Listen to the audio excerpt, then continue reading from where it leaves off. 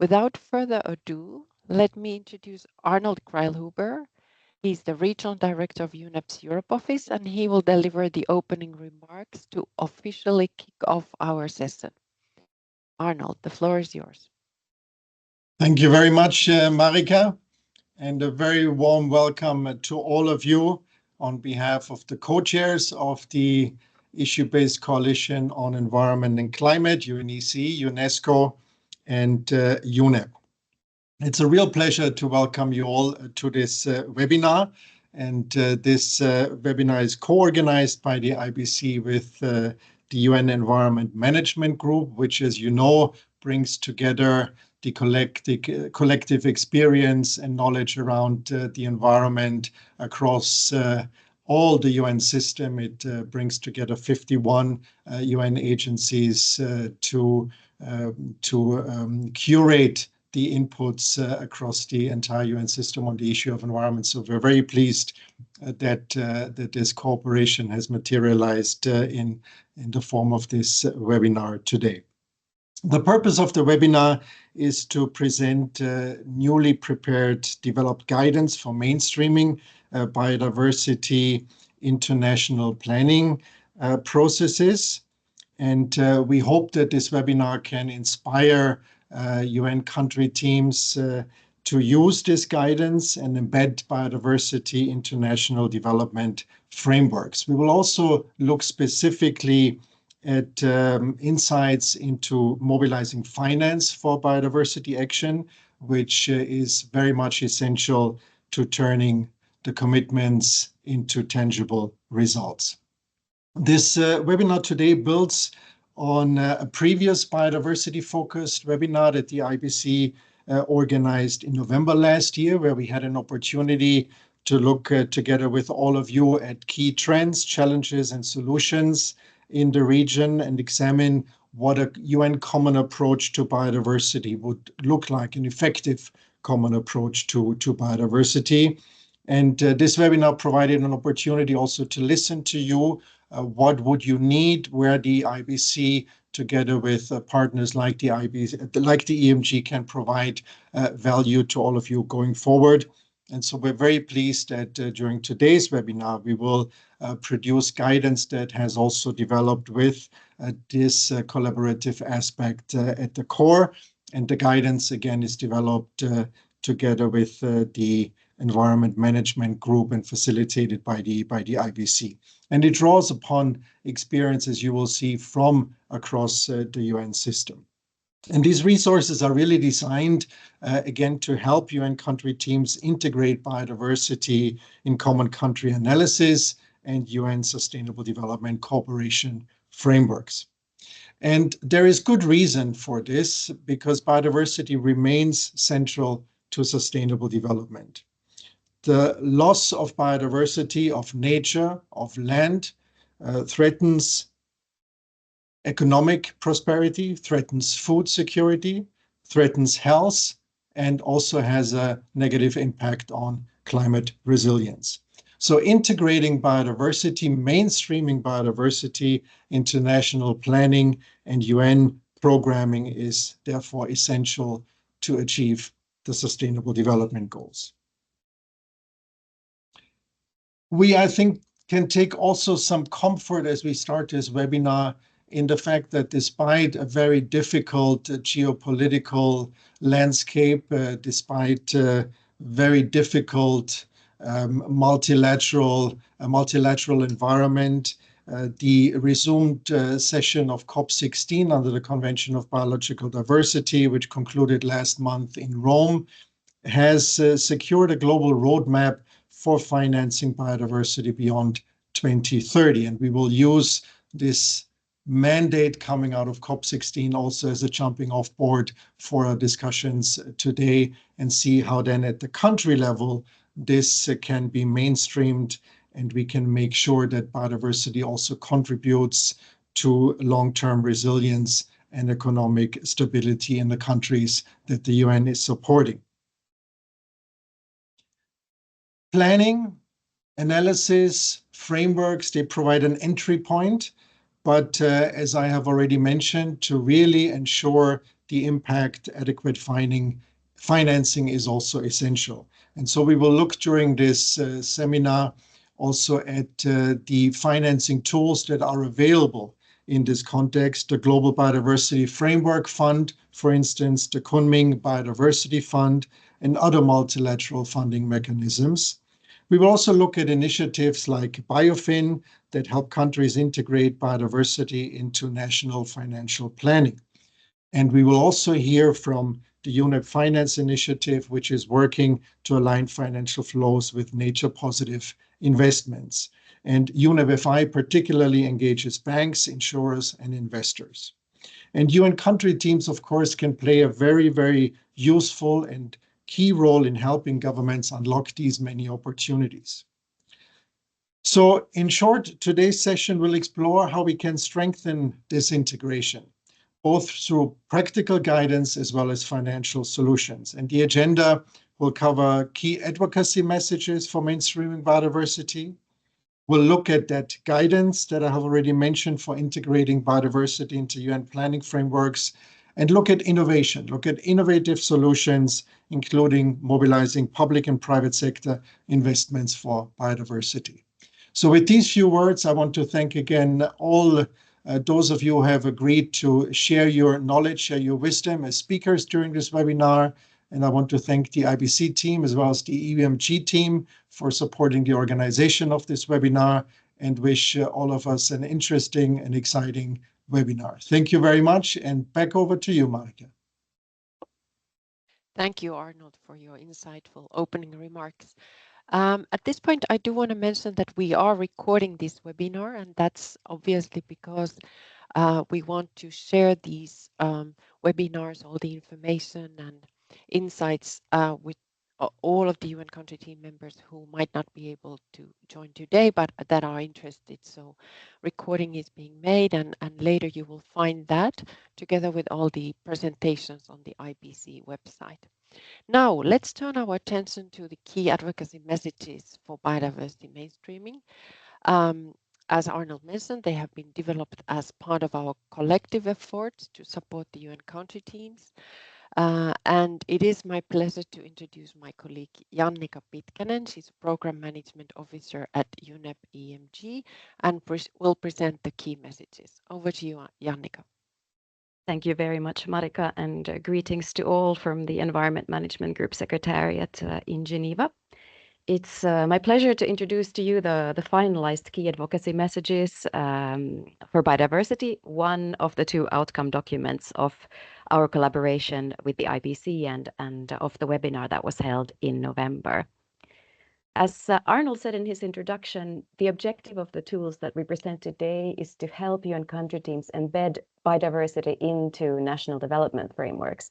And the key advocacy messages have been developed to serve as a simple, quick access tool for resident coordinators and representatives of UN country teams to use and refer to when you prepare for meetings or deliver speeches for decision makers at different levels of governance. It's a really short, straightforward two-page document that highlights why it is crucial and urgent to integrate biodiversity into policies and practices at all levels and across all sectors. Across four main headlines, it offers a mix of regional data and arguments for why addressing biodiversity should be a priority in development planning, highlighting implications to livelihoods, to health, economic sectors like agriculture and tourism. And we think that this approach might be particularly helpful these days when we are experiencing challenging times globally, and there could be a tendency to downplay environmental matters as less important or matters of luxury. And these key messages can help you make counter arguments in these kind of situations, finding ways to show why addressing biodiversity is fundamental for humans, societies, and economies. Next slide, please. Zooming in a little bit closer on the four main arguments, the key messages start with a bird's eye view, highlighting that addressing biodiversity or taking biodiversity action you can achieve cross benefits across the 2030 agenda. And studies on interactions between the SDGs show that biodiversity-focused SDGs like SDG 14, Life Below Water, and SDG 15, Life on Land, actually emerge as multipliers of co-benefits across all goals, with only small risks of trade-offs. And the other way around, if we take a siloed implementation and neglecting the environmental dimension, this leads to a decline on life on Earth. And without addressing biodiversity, sustainable development simply cannot be achieved. Secondly, the key messages highlight the economic dimensions of biodiversity. More than half of the world's GDP is highly or moderately dependent on nature. And on the other side of the coin, biodiversity action can give great potential for economic growth and for the economy to become more resilient. Although some might fear that safeguarding nature could threaten businesses, actually investing in the transformation of food and land use can lead to new business opportunities with trillions of dollars resulting from either social or environmental harms that are avoided. And calculations show that every $1 that is spent on ecosystem restoration leads to $9 of economic benefits. So safeguarding biodiversity provides multiple benefits also in terms of health, both looking at production and the essential role that plants play in medicine. For instance, it is estimated that 70% of cancer drugs are natural or synthetic products inspired by nature. And also in terms of avoided cost, considering that the impact that, for instance, biodiversity in protected areas has on health, improved air quality, and lowering the risk of diseases and improving mental health.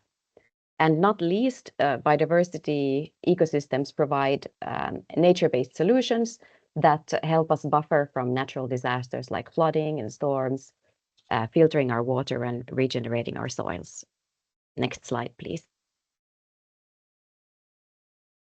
Moving on from showing the interactions between biodiversity-focused SDGs and the broader sustainability agenda, the key messages then move on to highlight the relevance of biodiversity to most UN entity mandates and the importance of addressing biodiversity across policy sectors. The effective conservation and promotion of biodiversity requires that it is integrated into a wide range of sectoral policies. And there is a large, perhaps sometimes untapped opportunity for UN entities to collaborate in this space. Many boxes can be ticked and mandates can be implemented through biodiversity action. For instance, biodiversity is one of our greatest allies to combat climate change, as Arnold mentioned in his introduction as well. Nature-based solutions can offer as much as 37% of cost-effective CO2 mitigations needed by 2030. Biodiversity must also be embedded in food and farming policies. And as the Director General of FAO put it at the CBD COP16 Part 2 in Rome earlier, without farmers, it's only political policy without implementation. Restoration of natural landscapes also provides more jobs than most of the extractive sectors, data shows. This cross-sectoral collaboration also needs to be encouraged at national level within governments among ministries, so not only in the UN system, but also at different levels of governance. Next slide, please. These were the key messages in 5 minutes, and I hope that you will find this document helpful. We will continue to be really interested in hearing what you think about these messages, the lessons learned as you apply them, and feedback on how they can be further improved. And before we move to the next presentation, I would like to invite you to log into the Mentimeter that we are using. You can use the link in the chat or the QR code on the screen to share your thoughts on what aspect of biodiversity action you think is most effective to make decision makers interested in biodiversity action. Would it be the co-benefits across all the SDGs?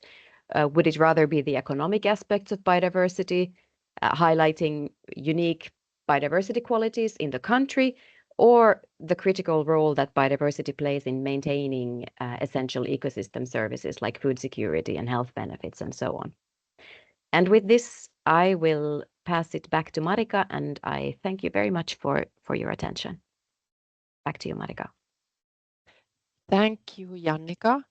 And indeed, participants, please log into the Mentimeter. If we have time in the end, we will have a look to the results to see how you have thought about this question and the other questions that will be presented later as we move forward with this session. Now, let's take a deeper dive into the guidance for integrating biodiversity into the Common Country Analysis and the UN Cooperation Frameworks. Presenting this will be Felipe Chamizo. He's a biodiversity specialist who has been closely involved in the development of the guidance from the very beginning. Some of you may recall him from our previous webinar when the drafts were presented by him, and he has since been an important part of the team finalizing this. Over to you, Felipe. Thank you very much, Marika, and it's indeed a great pleasure to see you all again.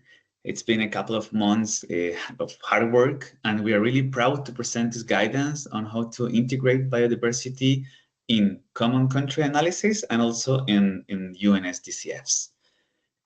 Next, please. But before this, I would like to also share two questions for you and with all our participants that are indeed linked to the guidance. And well, you already have the link in the chat. So we invite you also to engage and continue participating in this interactive survey and answer the following questions. The first one, scenario-based question and linked to the guidance that I will just present, is the following. So, if you were a policymaker, which biodiversity action would you prioritize in your country? You will find 5 general possible answers, including protecting natural habitats, promoting sustainable agriculture, strengthening regulations, laws, and governance, among others. Next, please. And a second related question for today is, if a new global fund were created to support biodiversity action and nature projects, where should the money be allocated first? Possible options include enhancing biodiversity research and monitoring, expanding protected areas, and restoring degraded ecosystems. Again, these are questions that are linked to the guidance I will just present. And indeed, the second one is linked also to the second part of today's event regarding financial elements. So next, please. Regarding the guidance, it is important to mention and remember that its main objective is to support UNCTs and resident coordinator offices with the integration of biodiversity considerations into CCAs and UNSDCFs. It's a guidance that has been conceived as a practical and hands-on guide based on existing guidelines and aligned with the cooperation framework cycle. Next, please. So the guidance offers practical entry points that have been placed into the different sections and steps of the cooperation cycle. So as you can see, readers, and you will find different types of practical recommendations to integrate biodiversity considerations in the specific sections and steps under the CCA and UNSDCF process, as well as different tools for your consideration and potential use when developing these processes. And in addition, you will find regional examples for your review, which may serve as a guide when following the cooperation framework cycle, and again, when developing the CCA and the UNSDCF. Next, please. So I don't have a lot of time, so I will only like to share a couple of examples with you of the type of the content and the recommendations that you will find in the guidance. So a couple of examples, because again, we can be here the entire day if we want to cover everything. But for example, When developing the CCA methodology and work plan, you might consider the following aspects. And again, these are the type of recommendations.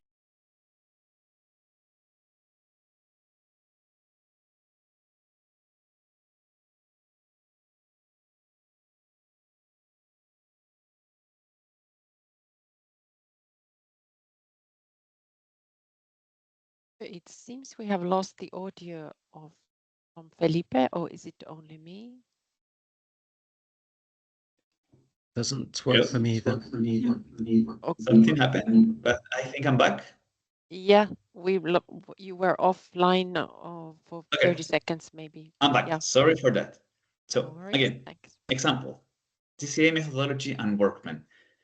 You can make sure that, is to establish an interagency team with biodiversity specialists on different scales, national, transboundary, and regional issues related to biodiversity. Because, for example, invasive alien species, migration, etc., are important issues for the region, and that's why we think and we highlight the transboundary and regional element of this specific recommendation. In addition, you can think about the possibility of conducting specific studies covering not only animal biodiversity, but also plant biodiversity, because we know, and this is a global issue, that overall plant biodiversity is, less, there's some gaps there in terms of research and data and, an emphasis in general that needs to be improved. And this is also something really important for the region. And when developing this methodology, make sure to liaise with different stakeholders and try to piggyback on existing national and regional platforms. For example, as the Regional Biodiversity Task Force of the Western Balkans, following always a participatory approach from the beginning of the process. Next, please. Another example is, for example, when developing the country situation and development context analysis. And this is something that also was mentioned by Yannicka before as part of the key messages. Try to make sure to include biodiversity data at different spatial scales. This means including biological diversity at the level of species, at the level of ecosystem, and at the landscape level. This will be important again because it's also linked to the different dynamics that happen at different scales when talking about nature and biodiversity. And this could be tricky, but try to include data and make the case for the contribution of nature and biodiversity to national development. And for this, and it's only one example, the Ecosystem Services Valuation Database, the ESVD, may give all of you an idea of how this can be done, and also provide examples of how to construct such a narrative. Next, please. So I think I'm going to skip the details of this one, but as mentioned before, numerous regional examples are available in the guidance. In this case, the CCA for the Kyrgyz Republic, which shows how that incorporates key environmental aspects, including biodiversity and ecosystem. I'm going to skip the details, but you will find different type of regional examples in the guideline. Next, please. So something that we believe could be useful for you is that in addition to these practical recommendations, a wide set of guiding questions has been incorporated and can serve as a practical checklist for you. These questions, in addition, may also help you to reflect on how biodiversity elements are being or not addressed in the different, again, steps of the CCA, in this case, and the UNSDCF. So, for example, a general question for the CCA could be something like this, is biodiversity loss and ecosystem deterioration recognized as a critical environmental issues with implications on social and economic development? And how is this understood by the UNCT, the government counterparts, and also key stakeholders at the national level? Or, for example, around governance issues. Are governance arrangements at the country level facilitating effective biodiversity action and interinstitutional coordination, cooperation, or synergies that can advance policy coherence? What are the main bottlenecks and challenges that need to be addressed to improve, and address these gaps and bottlenecks? Again, two examples of the guiding questions that you will find in the guidance. Next, please. And again, following the same logic, I would like to share some examples of entry points and recommendations that are available in the guidance that you can consider for when developing the UNSDCF. In this case, for example, when working around the theory of change and the definition of the strategic priorities of the cooperation framework. For example, you may consider following holistic approaches in the theory of change, addressing different drivers of biodiversity loss. And this is something important because, again, we know that many drivers explain, this crisis of biodiversity loss globally, but particularly in the region and in different countries within the region. Or, for example, regarding the definition of strategic priorities, you can decide whether biodiversity will represent a specific priority, or maybe biodiversity issues will be represented or will be part of strategic priorities and of wider environmental issues such as climate change, pollution, etc. And or maybe biodiversity can be incorporated into other non-environmental strategic priorities. There's no formula for this, but the important thing is that this needs to be included at some point based on the national reality. Next, please. For example, when developing, we're thinking about the cooperation framework implementation. You may consult possible implementing partners and assess their capacity to implement actions on the ground, again, covering animal and plant biodiversity.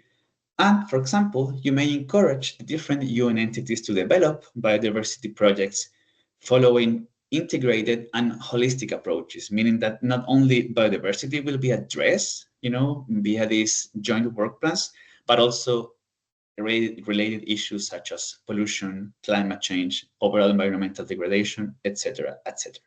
Next, please. And I'm going to skip this one, but this is just a really good example of Albania's cooperation framework that presents a super well-developed theory of change that incorporates different biodiversity and nature-related elements that, again, could guide your work when thinking and when working, around this at this stage. Next, please. And finally, only examples of two questions or two guiding questions that are also available and that, again, UNCTs and RCs can make to themselves as a way to reflect on these issues. So, for example, for the theory of change, does the theory of change reflect the main findings of the CCA and the different challenges, identified in terms of biodiversity loss and ecosystem deterioration?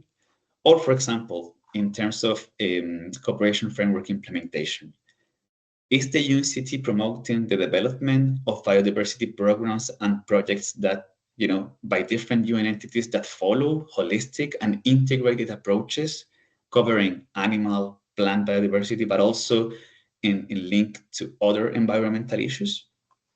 Next, please. Anyway, I would like to share a lot of more with you, but we don't have the time. So I invite you to read and use the guidance and the key messages that my colleague Yannicka presented.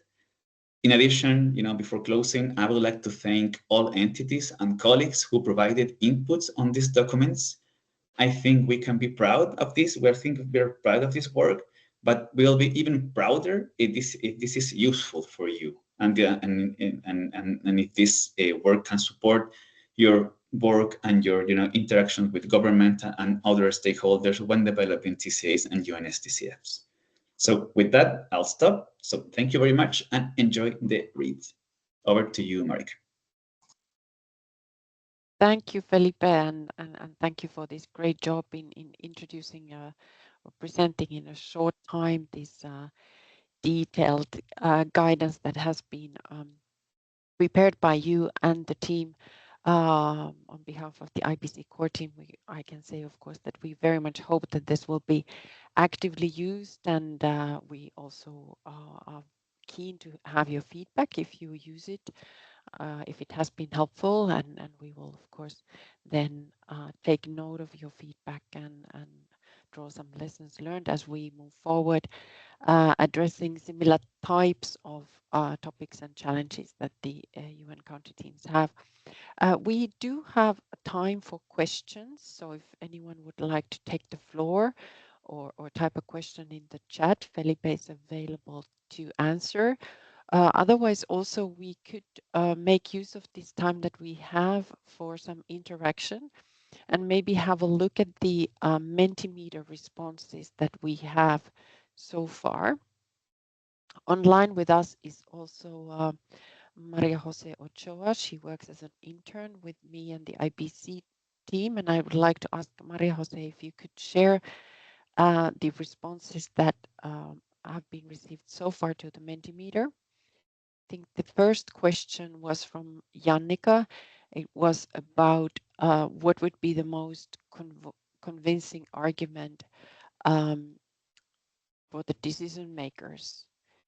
Yeah, so the exact question was, what aspect of biodiversity action is most likely to trigger interest in discussion with decision makers? And most of you have answered that it would be either talking about, showcasing, and presenting the facts related to the financial values of biodiversity.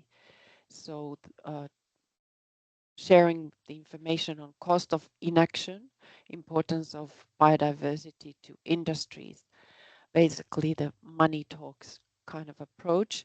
And the other popular answer has been something that is quite close to this similar type of approach, namely talking about the socioeconomic importance of biodiversity. So the links to food and water security, as well as health benefits.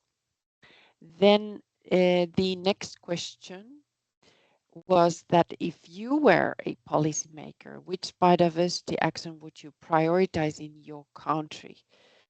And there are two answers that I think received almost the same number of votes. So protecting natural habitats, but also strengthening laws and governance. And these are, of course, two different types of approaches, but equally important.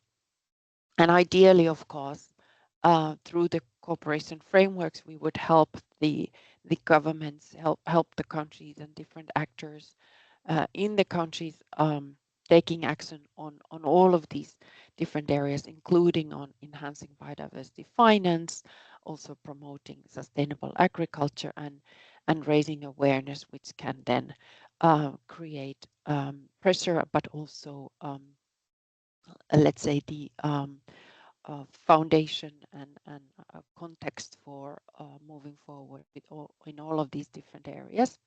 And I think there was maybe one more question already presented. So if a new global fund were created to support biodiversity action and nature projects, where should the money be allocated first? Again, two equally valued approaches. One, restoring degraded ecosystems, and the second one, supporting local and community-based conservation efforts. Mentioned also promoting biodiversity-friendly production, enhancing biodiversity research and monitoring, and expanding protected areas. Felipe, would you like to present the rest of the questions and encourage more answers? Sure thing. Just to mention, well, first of all, thank you very much for the answers. I mean, I think that we can keep the survey open for a couple of days, but it's really interesting to see the results. And I personally see some linkages already between the guidance, the messages, and also the second part of this event. But in addition, we included 3 quiz questions for you for all our participants. I will say these are more like kind of general knowledge about biodiversity and nature for the region. The first one will be, which of the following, according to you, is the biggest driver of biodiversity loss in Europe and Central Asia? I can see 11 answers, and I think I'm not going to reveal the correct answer. But anyway, just for your info, we have these 3 questions, and the first one around the biggest drivers of biodiversity loss in the region. The second one is how many species living exclusively in Europe and Central Asia are estimated to be threatened, and by considering the different types of categories under this and here. So I see that option C is gaining votes, but let's see. And the third question will be, what is the global estimated annual economic value of biodiversity? And I also see that there is a battle there between options C and D, but then maybe we reveal the correct answer by the end of the event. But anyway, again, we encourage you to participate. Looking forward to your inputs, and let's reveal those quiz questions and the options by the end of the event. But yeah, we also wanted to add these more dynamic questions. So yeah, over to you, Mike. Thank you. Maria Jose, can you share once more the slide with the QR code to these Mentimeters to allow all of the participants still to provide answers to this quiz, and then in the end, indeed, we can have a look at the results. I'll give this one more opportunity for any questions that the participants may have.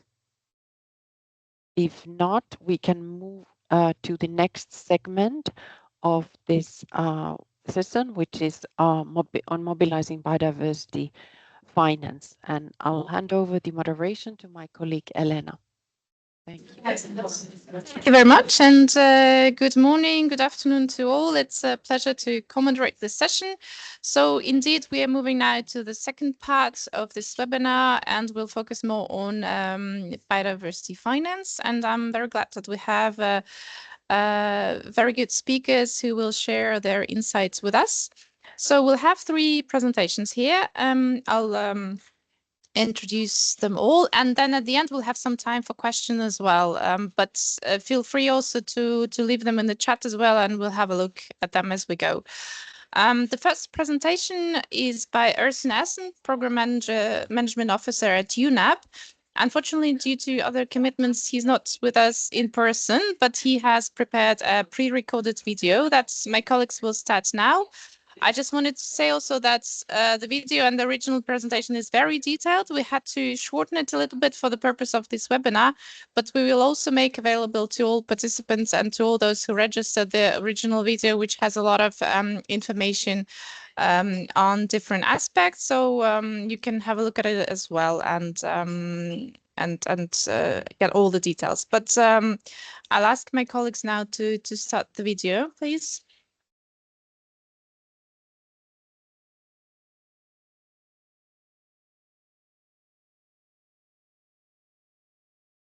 Don't hear.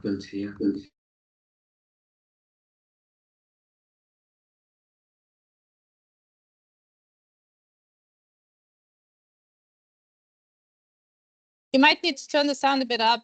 It's a bit low, yeah.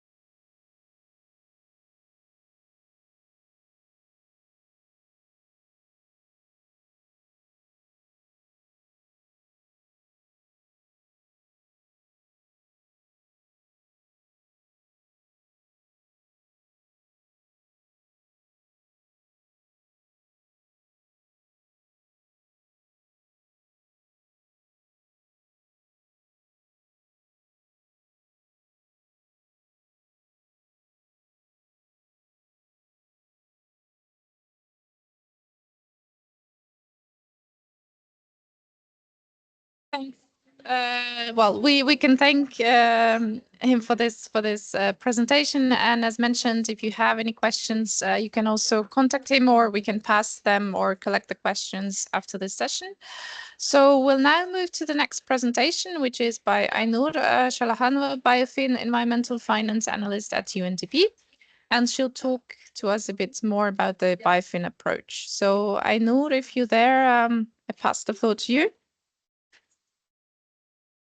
Thanks a lot. Hi, dear participants. My name is Ainur Shalahanova, and I'm working with Biofin global team. And today I will present a bit about the Biofin approach and the biodiversity finance.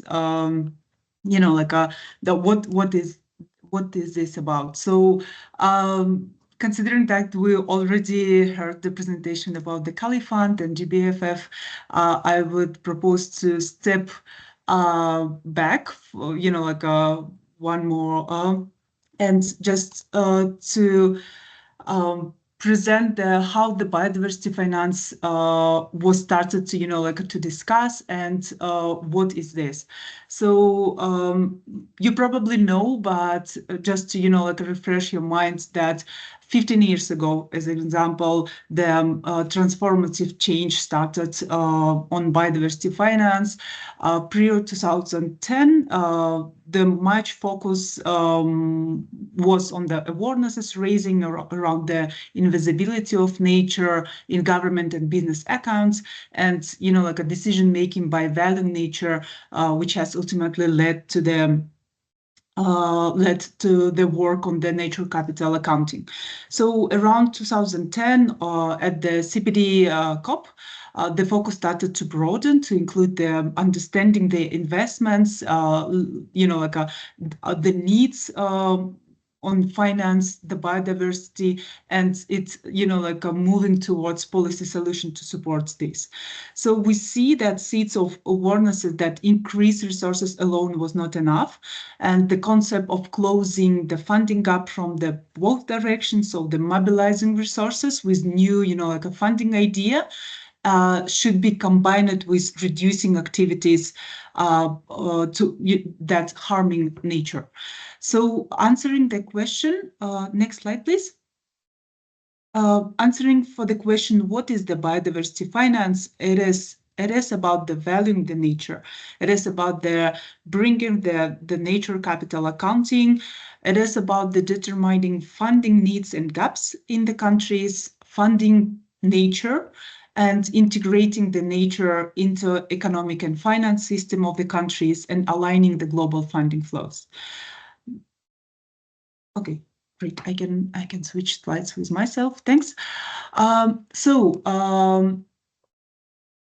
If we will speak more about the statistic, so what is the biodiversity finance gap on the global level?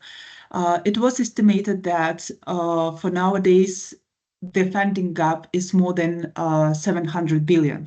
So in 2019, it was estimated that the global biodiversity conservation financing is a bit more than 100 billion. But the needs for the biodiversity conservation activities on the global level is more than 900 billion. So it is a really big number, that 700 billion we need to conserve globally the biodiversity. But consider to compare with the global GDP, and it is less than 1%. And as I say, that we need to think about not from one perspective, that we need to mobilize more resources, we need to generate new resources, but we need to think more also about how to reduce the negative financing.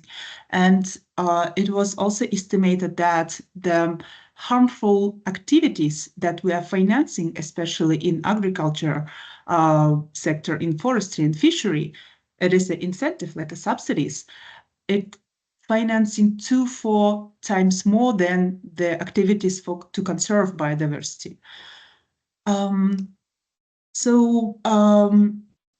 It starts to, to bring in more attention to the biodiversity finance. And on COP15, 3 years ago, right, the main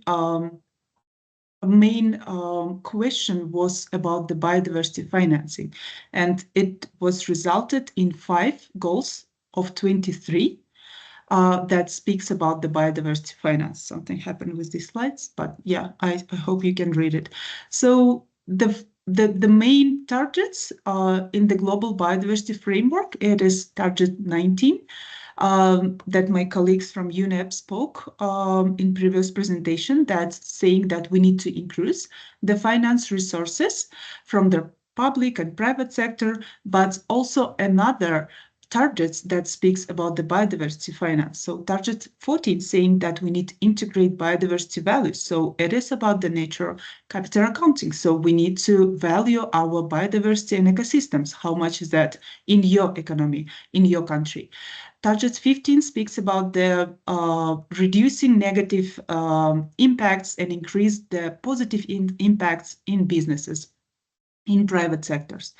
Target 16 is should be considered by by all of us about the consumption and about the responsible consumption, and think about our life and how we consume products every day.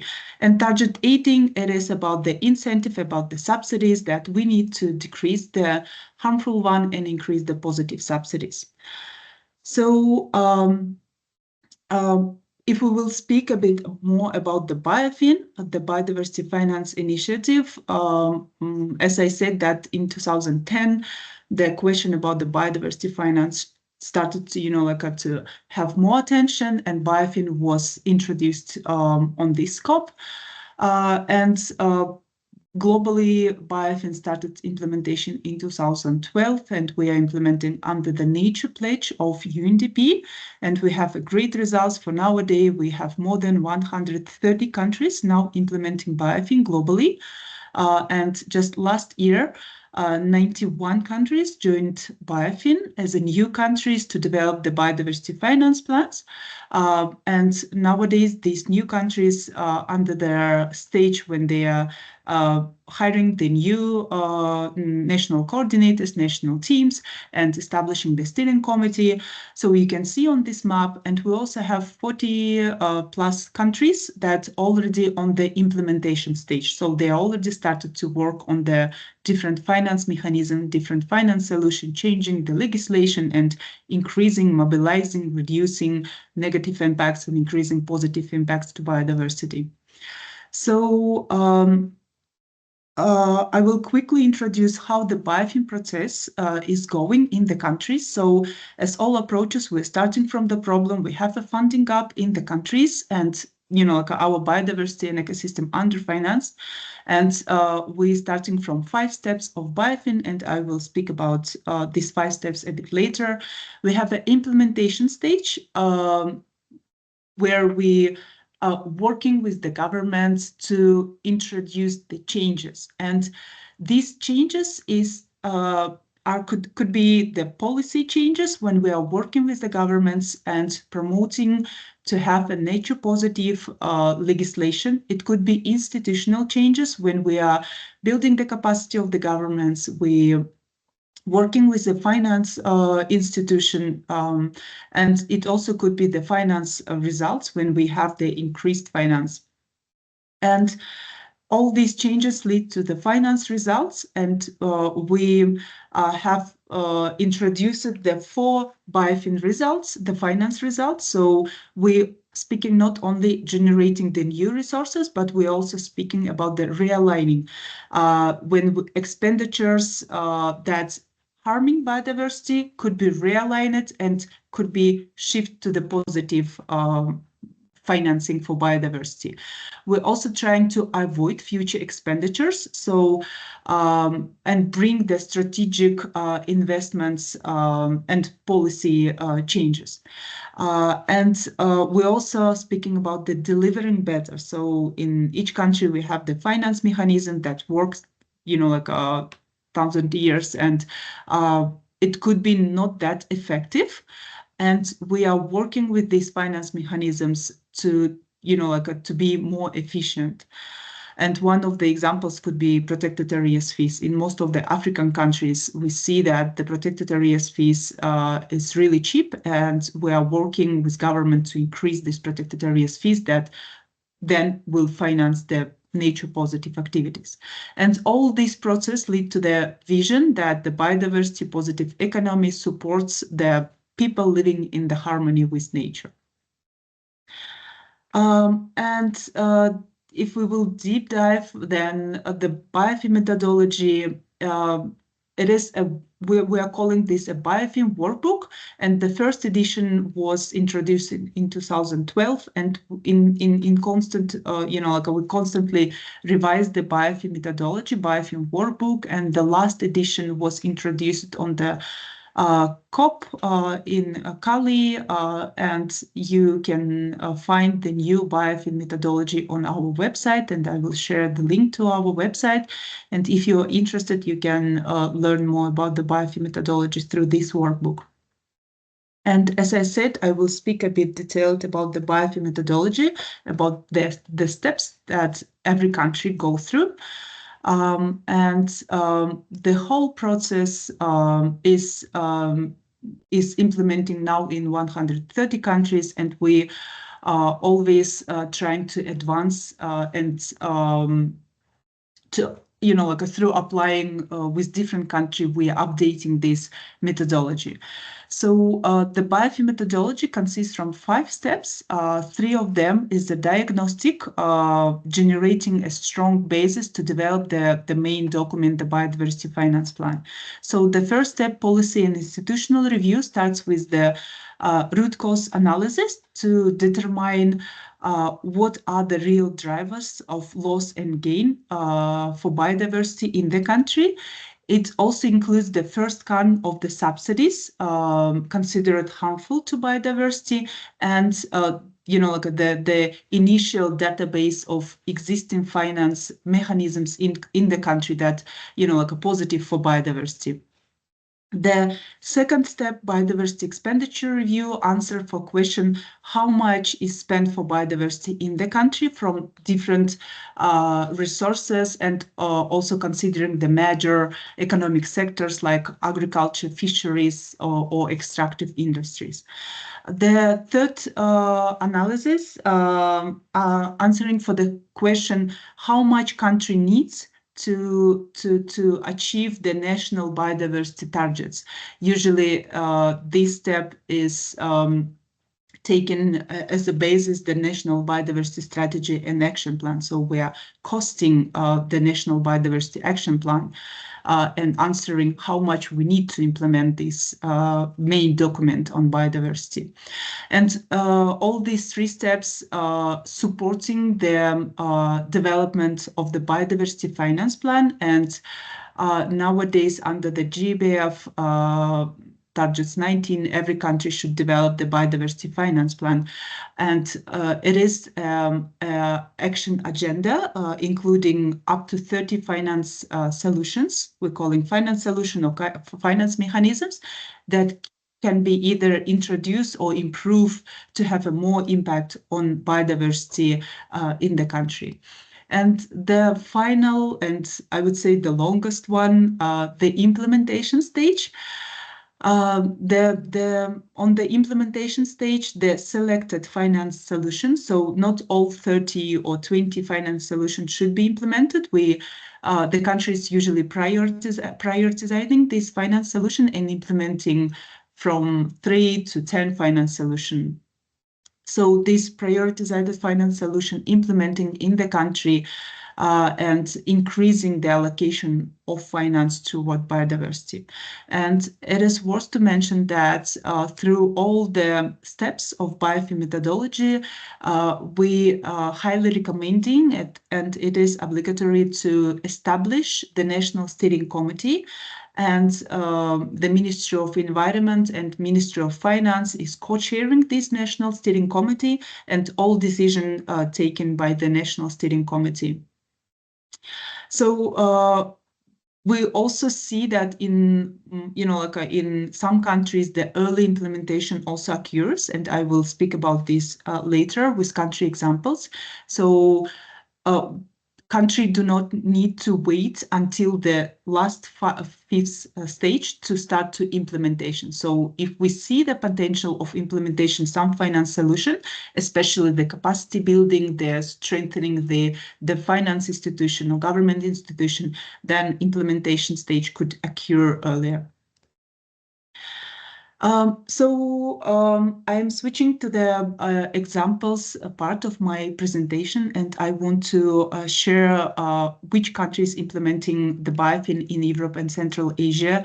So as I said, we have the countries that already implementing different finance solution in the region, and it is 4 countries: Georgia, Kazakhstan, Uzbekistan, and Kyrgyzstan. And I will show more examples. And Mongolia also considered in this region.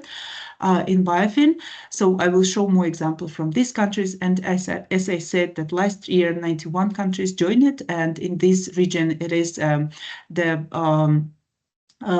countries from the Balkans, as Bosnia Herzegovina, Montenegro, Albania, North Macedonia, Moldova, and also Ukraine, Turkey, Armenia, Turkmenistan, Tajikistan, Azerbaijan joined it. And as I said, they are only in initial stage, and I hope we will see, like more great results from these countries in future. I will switch to the examples, and it is my last 2 slides. So I will quickly show different examples from the countries. So as an example, Mongolia working on 3 finance solutions. The flagship finance solution for them, it is law, call it Natural Resources Use Fee law. It is a result-based budgeting concept when they collecting the nature resources user fee in the region, and then allocating every region should allocate a different percentage from these collected fees to biodiversity action, to environmental action. So biofin team working very closely with Ministry of Environment and Ministry of Finance to make this law more efficient, more transparent. So they are building the online platform. They are working on M&E system, on monitoring and evaluation system of this law. And we had the great results that the level of allocation through this law increased twice in last year, and more financing delivering for biodiversity positive agenda. Noor, sorry to interrupt you. I think you need to wrap up as we're a bit behind. Okay, no problem. Yeah, okay, thank you. So we have different results, and if you are interested in these results, you can go to our website and see more. And I will quickly show them the last example from Kazakhstan, since I worked like 10 years for biofin in Kazakhstan team, and we have a different finance solution. We are working with the government to introduce the result-based budgeting in protected areas through management plan, and we did a great job with legislation. So we introduced the legislation amendments in the protected areas law that every protected area should be financed through their management plan, and we have a great result that the financing from the state budget increased in 3 times in last year, and now reached more than 70 million annually. We're also working with ecotourism sector, and we introduced and adopted the policy that every businesses should take the ecotourism certification. We also introduced a new mechanism in the country and adopted in the policy biodiversity offsets. And now we are working on the train and build the capacity of the private sector to implement the biodiversity offsets. And we are also working on the biodiversity carbon markets, national one and international one. And just 2 or 3 years ago, we mobilized more than $1 million from the private company Bitfury for the forest carbon offset project, and already implementing this small project under the biofin program in Kazakhstan. It is quickly everything from myself. And if you are interested, please contact me or my colleagues. We have the technical advisors in each region, and I am supporting the Asia and Pacific region. And if you are interested more in our work, you can see our website. And yeah, that's all from my side. Thanks for attention. Thank you very much, Aynur. So we'll now move to the third and last presentation in the session by Römer Götteke, Den Hertog. Please, you have the floor. Thank you, Marika, Jenica, and other colleagues for inviting UNEP-FI to speak in this session. And I think my final presentation will hopefully complement the excellent inputs from Ersin and Aynur.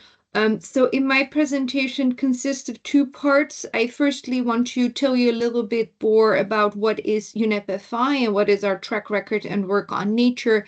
And then I'll dive deeper into the work we're doing to mobilize finance under Target 19 of the GBF. So if we go to the next slide, UNEP-FI was set up in 1992, so we exist for more than 30 years now, really with a mission to catalyze action across the financial system to support the transition towards more sustainable and inclusive economies. Since the 90s, our membership has grown to over 500 members, so those are private finance, so it's your local banks, it's your insurer, representing over 100 trillion US dollars. And during that time, we have helped to set up the PRI, which is now its own separate organization, and we're continuing our work on banking with the Principles for Responsible Banking, also called PRB, and then on the insurance side, the Principles for Sustainable Insurance, PSI. We also host a number of net zero alliances, and under the nature thematic, it's interesting to keep in mind that we've been one of the founding partners of the Task Force on Nature-related Financial Disclosures. As an organization, we sit within UNEP under the Industry and Economy division, and we have a team of about 200 people. So if we go to the next slide. Nature has been a core component of our work since our inception, and early days work includes, for example, the Anchor tool, which is used by both real economy and financial institutions to do a first heat map of their exposure to nature-related issues. We see that our work has grown tremendously in the past few years, and what we as an unit try to do is really be an intersection between scientific developments, between civil society work, between the GBF, but also on the other side, of course, our membership, and we have been growing steadily as a team with about 20 people working on the nature thematic now. Then on the next slide, I want to dive a little bit deeper into our strategy, and I'm rushing a bit because I see the minutes ticking away. So our work is really supporting financial sector action towards a nature positive economy. We do that in 3 realms. So we focus on land, oceans, and freshwater. I think it's important to underline because people often have a feeling that nature is about forest only, but from the perspective of our members, that's of course much broader. Then the first thing that we do with them is a focus on mainstreaming action. We see that about 40% of our over 500 members are taking some action on nature today, but we want to grow that to, of course, 100% of our membership. So we have a lot of capacity and understanding building that we provide to them. Then secondly, assess and disclose. You cannot measure what you cannot manage. So it's very important for them to support them to measure. Under that thematic, we've been supporting the work of the TNFD, but we also are, for example, assessing and comparing other frameworks and approaches such as the ESRS, the work of the ISSB or GRI.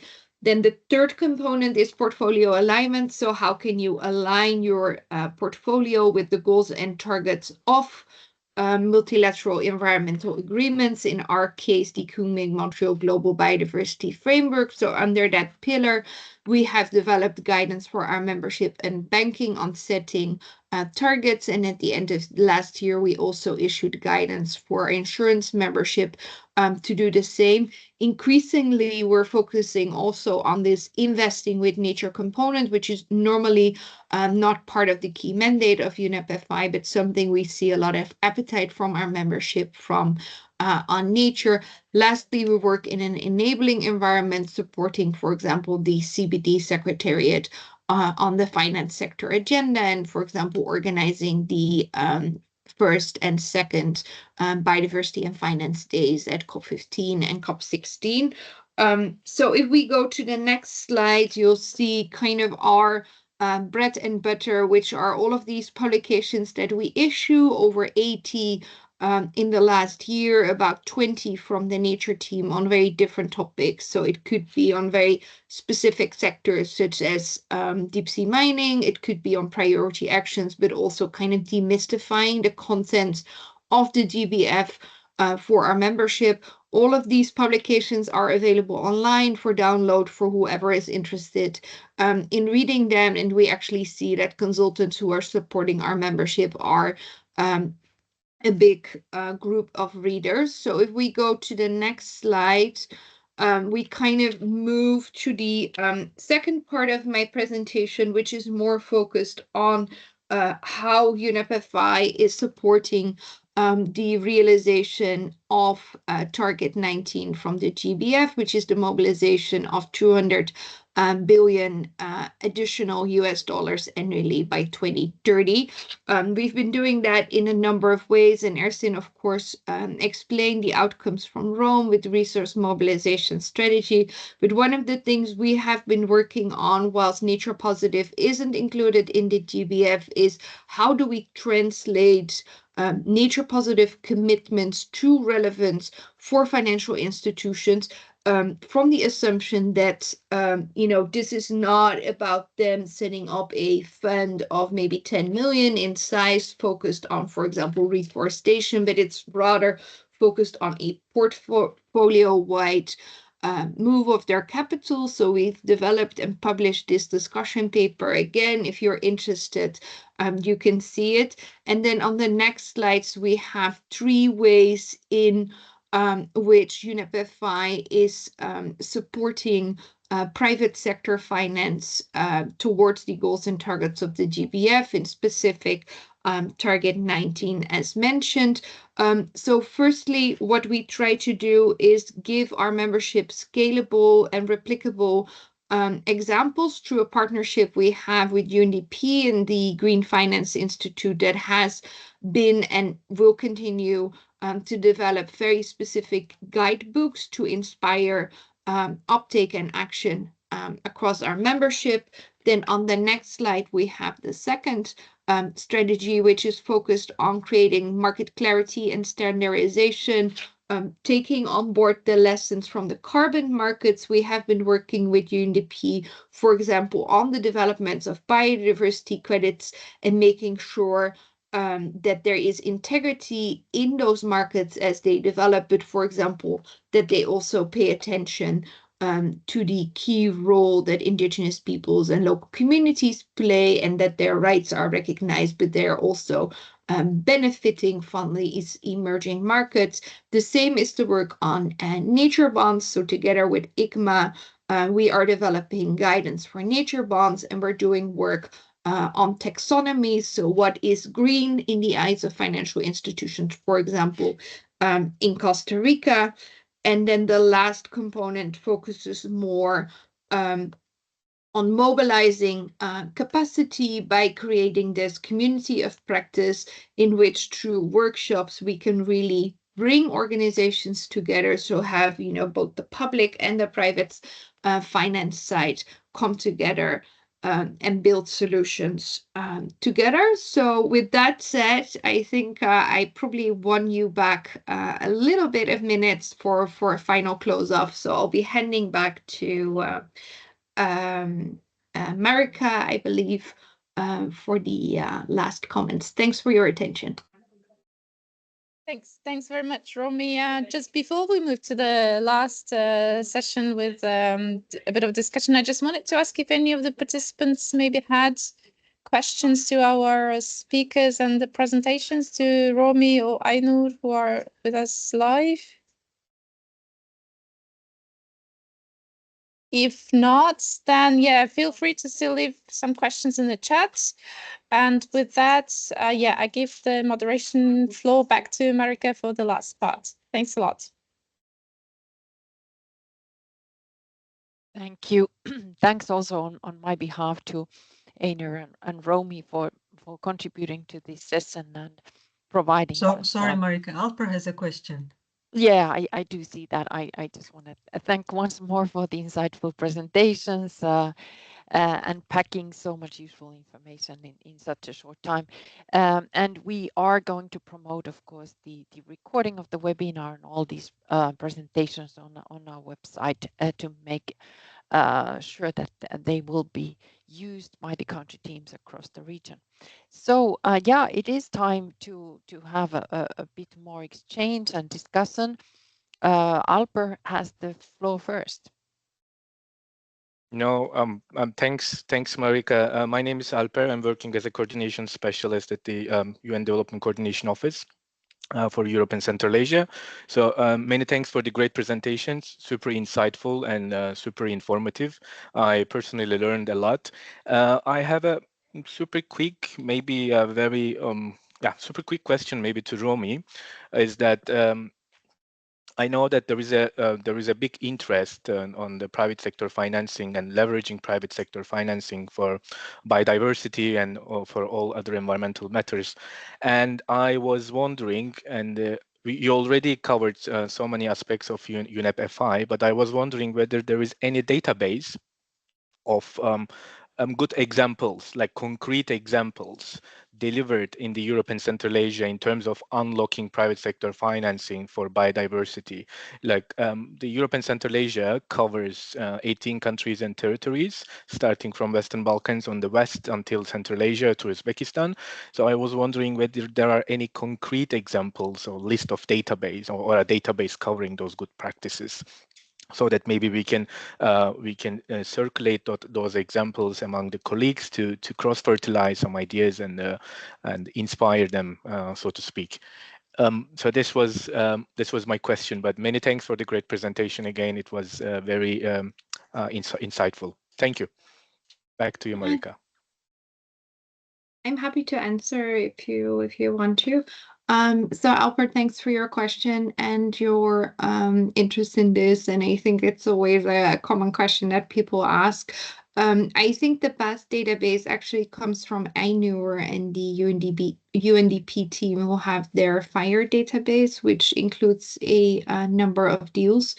I also think that the Coalition for Private Investment in Conservation, CPIC, often has a nice overview with blueprints, who provide organizations with kind of a blueprint or a model they can follow. So if that's of interest, I would look in those two directions. We often don't speak about the deal level specifically because it would create a bit of a strange competition between our membership. But if you're interested one-on-one, you can, of course, always email about me and see if we have any examples from the region. Thanks. Thank you, Romy. And let me have a look if any other participants want to take the floor, ask any questions, or perhaps even share their experiences or reflections on what they have heard during the webinar today. We have 1-2 minutes maybe left. If not, let's then have a very quick look at the results of the quiz. Over to Maria Jose and Felipe to share this rapidly before wrapping up. Super, thank you very much, and thank you again to all participants for participating in this quiz, and also for the great presentations on finance to the different colleagues. So just to summarize, the biggest drivers selected by our participants are climate change and land use change. So just to mention that according to the IPBES regional report, option C will be the correct one, land use change. However, at the same time, these reports, and there is more evidence that, as we mentioned also in the different presentations, this is like a more complex issue. There's only one driver. Land use change might be the first one, the main driver of biodiversity development, but had many, and that's why one of the suggestions that we are making in the guidance is to consider holistic approaches to address these different drivers. But anyway, option C would be the correct one according to the IPBES. Based on the same reference, the IPBES regional report on biodiversity and ecosystem services also, yes, 28% of species living exclusively in Europe and Central Asia are estimated to be threatened. So congrats to all, the majority of participants who selected the correct option. By the way, this is quite concerning. So I'm saying this kind of super happy, but at the same time, I'm super concerned because it's 28% and increasing, because at the same time, we don't know a lot about many different species.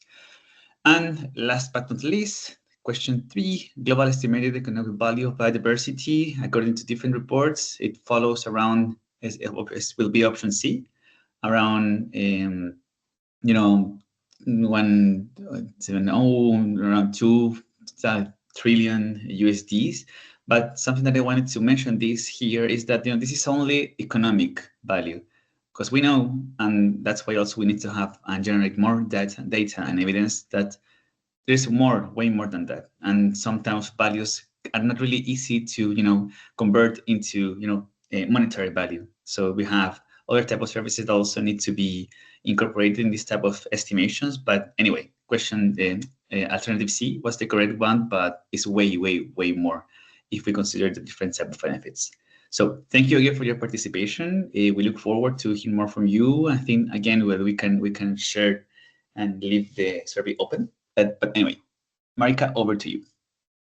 Thank you, Felipe. So now it's time for me to, on behalf of the IBC team, to thank EMG for the collaboration on this mainstreaming biodiversity work, and also to thank all the speakers today, Yannika, Felipe, Romy, Einar, Ersin, and of course also Arnold for the opening. Then Sarah, to close the webinar, over to you. Thank you so much, Marika. I'm just looking at the number, which is like quickly dropping from almost 40 to 27. So I will be super quick. So thank you so much, dear colleagues, for joining us and for staying with us. And thank you very much for your interest and active participation. As many of you might know, that IBC Environment and Climate Change started its work 5 years ago.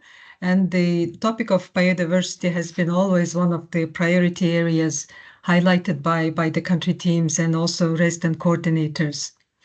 And biodiversity conservation, along with pollution and climate change, as we call them now, triple planetary environmental crisis, is always been at the center of the work of result groups under the cooperation frameworks. And recently, we understand there are more efforts being made and also initiatives taken to link biodiversity aspects with other pillars of the cooperation framework in the country programming, notably with the economic dimension. So therefore, we hope this guidance note and also the innovative financing solutions that were presented today will be helpful to mainstream biodiversity into cooperation frameworks and also into national financing planning, and especially for UN country teams to facilitate government's access to finance.